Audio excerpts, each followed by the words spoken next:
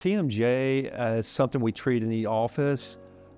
We do refer out to some specialists like physical therapy, for example, or orthodontists. Sometimes we work in tandem with those different specialties to get the patient treated appropriately. So one of the first lines of defense is just a simple night guard, and we recommend a lot of those because we do see a lot of TMJ, and it's more or less an epidemic these days. People are grinding, they're stressed. We live in a high, fast-paced world, and people tend to clench and grind more than in previous generations. So we see quite a lot of that, and we, as our first line of defense, we'll often make a night guard and see if that reduces the symptoms or completely gets rid of them.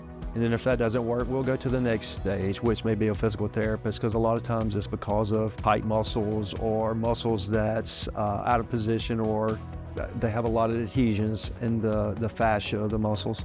And then if that doesn't work, sometimes we'll get to orthodontist. It could be a tooth alignment issue. Having teeth that are out of alignment can cause disharmony in the joints, which is the source of most TMJ. Then there can be just other options that we have to explore, like surgeons. Sometimes there's a tear in the capsule around the joint of the jaw we have to explore. But those are rare. By far and away, most commonly, it's just people grinding because of just tension, and that's what we deal with mostly. But again, it's because of we deal with that with a night guard.